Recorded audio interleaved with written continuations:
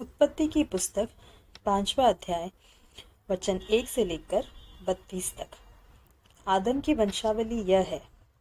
जब परमेश्वर ने मनुष्य की सृष्टि की तब अपने ही स्वरूप में उसको बनाया। उसने नर और नारी करके मनुष्यों की सृष्टि की और उन्हें आशीष दी और उनकी सृष्टि के दिन उनका नाम आदम रखा। जब आदम 130 वर्ष का हुआ तब उसके द्वारा उसकी समानता में उसी के स्वरूप के अनुसार एक पुत्र उत्पन्न हुआ। उसने उसका नाम शेत रखा। शेत के जन्म के पश्चात आदम 800 वर्ष जीवित रहा और उसके और भी बेटे बेटियां उत्पन्न हुई। इस प्रकार आदम की कुल आयु 930 वर्ष की हुई। तत्पश्चात वह मर गया।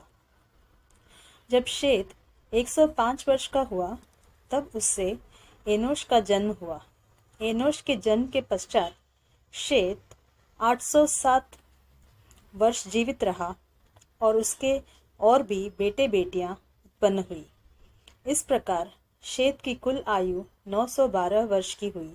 तत्पश्चात वह मर गया। जब एनोश 90 वर्ष का हुआ तब उससे केनान का जन्म हुआ।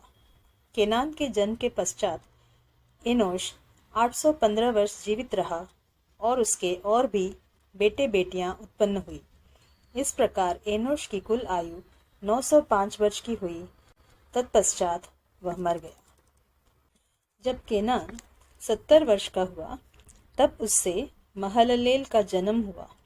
महललेल के जन्म के पश्चात केनान 840 वर्ष जीवित रहा और उसके और भी बेटे बेटियां उत्पन्न हुई।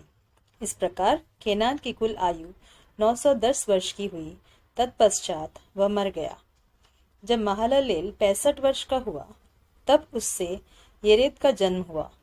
येरेद के जन्म के पश्चात महललेल 830 वर्ष जीवित रहा और उसके और भी बेटे बेटियां उत्पन्न हुई।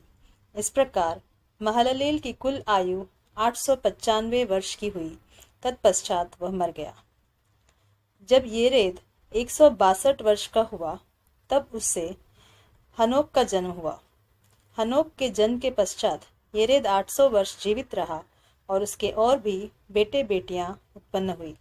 इस प्रकार येरेद की कुल आयु 962 वर्ष की हुई। तत्पश्चात वह मर गया। जब हनोक 65 वर्ष का हुआ तब उससे मतूशेलह का जन्म हुआ। मतूशेलह के जन्म के पश्चात हनोक 300 वर्ष तक परमेश्वर के साथ साथ चलता रहा और उसके और भी बेटे बेटियां उत्पन्न हुई। इस प्रकार हनोक की कुल आयु 365 वर्ष की हुई। हनोक परमेश्वर के साथ साथ चलता था, फिर वह लोप हो गया क्योंकि परमेश्वर ने उसे उठा लिया।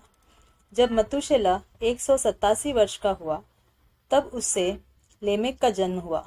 लेमेक के जन्म के पश्चात मतूशेलह 782 वर्ष जीवित रहा और उसके और भी बेटे बेटियां उत्पन्न हुई।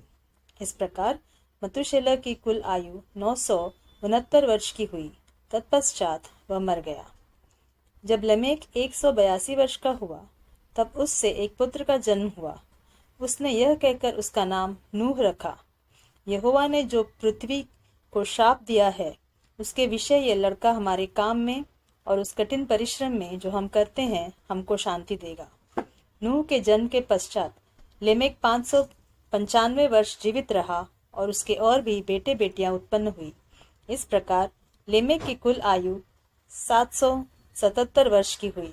तत्पश्चात वह मर गया और नूह 500 वर्ष का हुआ और नूह से शेम और हाम और येपेत का जन्म हुआ।